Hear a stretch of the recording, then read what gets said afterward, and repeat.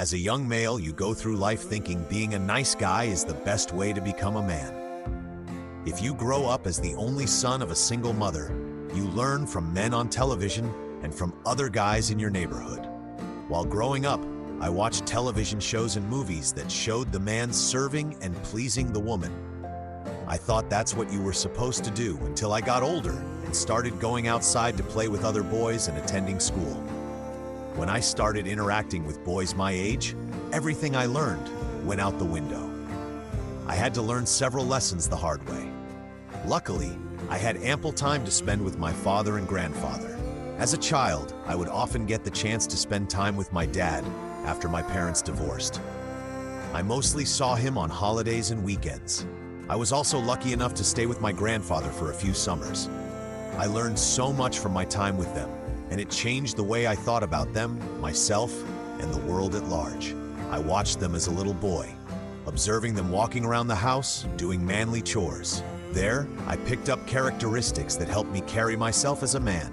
What I gained from them was the confidence to walk around my own house as a man and out in public doing everyday things as a man would do. If I had been raised only by a single mother, a lot of things would have been different. I would have missed out on a lot of opportunities to grow into a man. I may not have had the chance to observe the men around me, such as my father and grandfather. I would not know what it meant to be a man if I lacked the example of male figures in my life. According to psychologists, young boys need a male role model to emulate. Wood and Brownhill. They say it doesn't even have to be your kin. Martino, 2008. As young men, we need those male figures. We need someone we can look up to. We need to observe how a man treats the opposite sex and how he carries himself in certain situations. It allows you to understand what it is to be a man. Instinctively, as young men, there are certain things we should accept and not accept, whether it's how you handle yourself in a fight, how to solve a problem, or dealing with the opposite sex. Over the years, I've gained everything I know about being a man once I left home. I learned to walk to the beat of my own drum and stick to my conviction, even when I failed miserably. I have made the mistake of not following my gut and had to learn why I became dissatisfied when I didn't trust my instincts. When I didn't follow my gut, I blocked out the primal masculine male within me. It wasn't until I started taking chances to improve myself in life that the masculine man within me started developing. A man should try everything his instincts tell him to, whether it's sports, traveling, or skydiving. Even as an older man, I still go play basketball with other men and approach women when I'm out. This is how the masculine male in me can continue to blossom.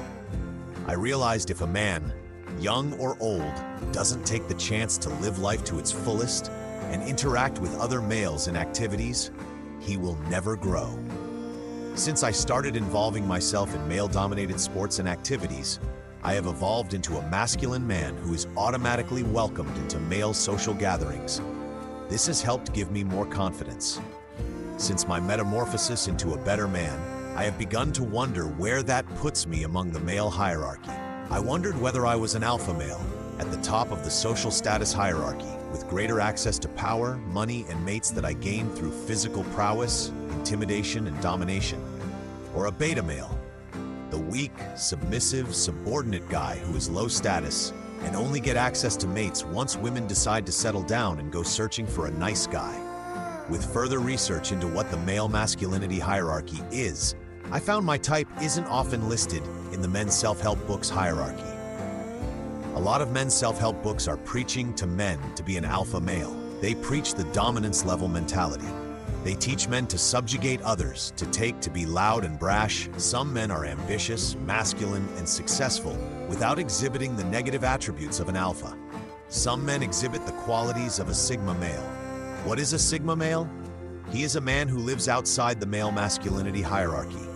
He does his own thing and walks to the beat of his own drum. A sigma male is attractive to women. He doesn't conform to societal standards. He thinks for himself.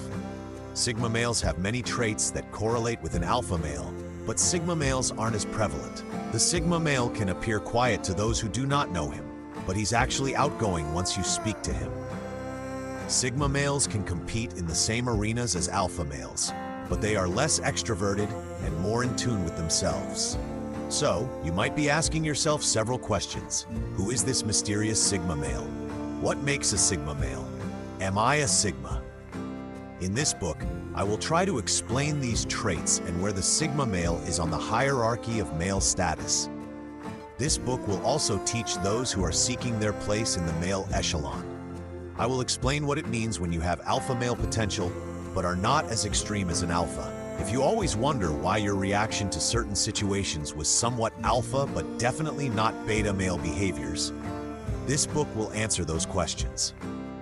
Some of what I mention in this book will come from Daniel Jones' book, The Sigma Male Codex, Rules for the Sigma Male. I took the liberty of breaking down some of Daniel Jones' rules that he mentions in his book. I also gained quite a lot of insight from an article published in Greater Good magazine written by Scott Barry Kaufman, titled The Myth of the Alpha Male. I have focused on information gleaned from those resources and others so you can better understand the concept of a Sigma male. If you're ready to break free from the noise, define success on your own terms, and walk the path of quiet strength, then Sigma Male is your next read.